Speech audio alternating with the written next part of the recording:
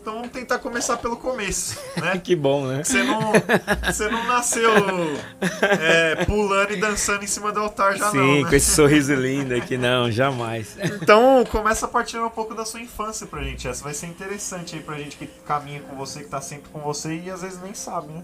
Como que foi? É legal essa pergunta porque esses dias, né, quando a gente vai ficando, eu fiz 45 anos, né, meu? Nossa, aí você fala assim. E aí vira e mexe, você sobe uma foto sua lá da infância, aí você vê a trajetória, o processo, né? Eu jamais me projetei estar dentro da igreja. Era fora da minha realidade.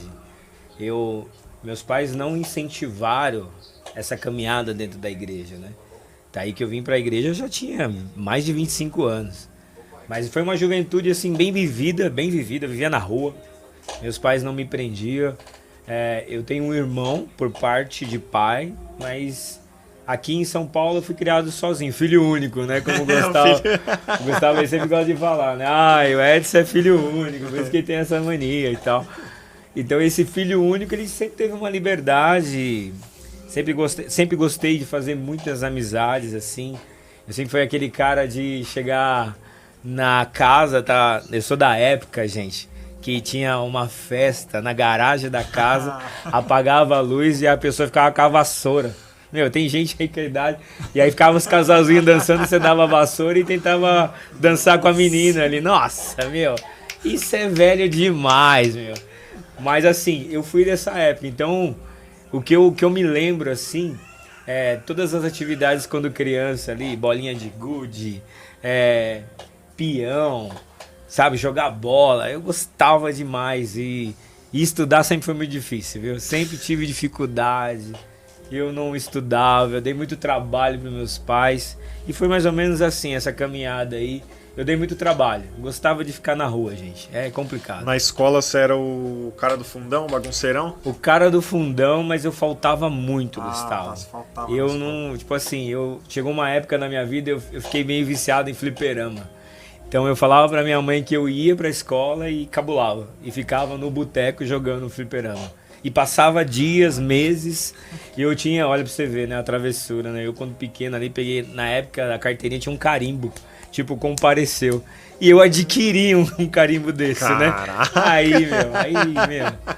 Então já imagina, né, a sofrência da minha mãe, né, meu? Então foi mais ou menos esse caminho aí. Cara, meteu uma estratégia, então. Mano, comprou um carimbo, horrível, horrível. Pra você ver que ninguém nasce pronto, tudo é um processo, né? Uhum. Nossa, eu achei interessante, você falou que... Abaixa um pouco isso aí. Não sei se não pega, mas não pega. Pra nós...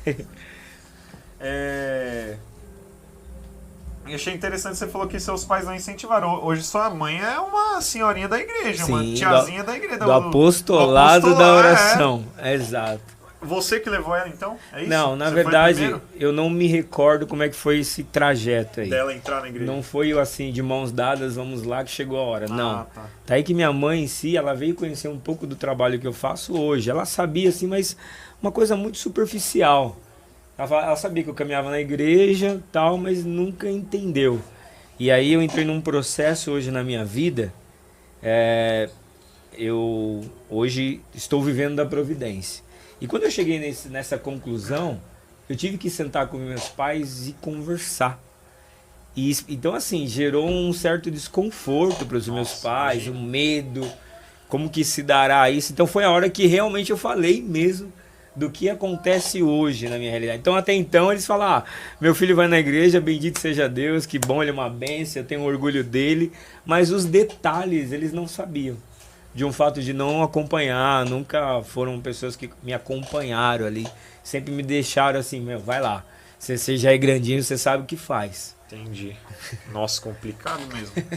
Imagina, a sua mãe é uma pessoa inserida. Seu pai também inserido na igreja junto com ela e tal? Não, meu pai já é mais tranquilo. Assim, ele vai na missa, mas gosta do jeitinho dele lá. Ele vai lá para o centro da cidade. Ele gosta daquelas missas bem quietinhas. Nada a ver comigo, gente. Nada a ver comigo. Eu já sou o cara do barulho. Meu pai já não gosta do barulho. É complicado. Que doideira. É bem diferente as coisas. Essa parte da música e da dança na sua vida não tem nenhuma influência deles, então? Não. Zero? Zero. Tá. Que assim, a música ela veio que assim, eu quando jovem, né, ali 12, 13, 14 anos, havia muito aquela questão de competição de dança na minha época, né? Então tinha aquelas duplinhas, um quarteto, e ali o pessoal fazia aquela coreografia, chegava no baile e, meu, ganhava troféu, ganhava ponto. Então, eu sou da época da fita de vídeo, né? Aquelas fitas de vídeo cassete. Então nós alugávamos uma fita de vídeo, né? Tipo New Kids on the Block, que os caras dançavam muito. A gente ficava rebobinando as fitas, pegando os passos para chegar à noite e arrebentar. Então a gente fazia um trabalho de dança mesmo. Então nós montamos uma equipe de dança e nós íamos para as festas. Ali dançar, se apresentar e aí eu fui me apaixonando pelos estilos musicais, né? Então eu curtia todos os estilos. Porque pra mim pouco importa, era a música, tocava, eu já queria dançar. Então foi daí que eu fui me apaixonando pela questão musical. Que eu percebi que havia uma arte linda ali na música. Mas isso só vim perceber depois, que eu usava da música para tirar o proveito, né, da situação, ali do momento. Entendi. Ó, corta aqui, Petão. Vê se é mais ou menos isso aí que eu... Mano, era isso aí mesmo. Olha na tela aí, Pedrão. Ixi, tá escuro. Ó, eu patroei as crianças. Michael Kyle versus... Era bem isso mesmo. Meu Deus do céu, meu. Você já deu um triplo Bye Bye Bird? Não? Um pouquinho, meu. Mas foi essa linha mesmo. Eu gostava de assistir vídeo. E ali dançar, tirar um barato, era legal, na época, né? Top. Beleza. Você passou um pouquinho aí pela sua infância e tal, deu bem uma pincelada.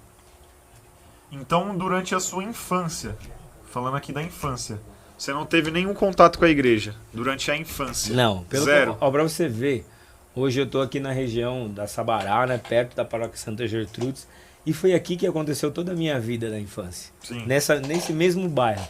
Só que eu me lembro assim que eu passava na frente da igreja, eu vi um povo, mas não me atraía. Da Santa G.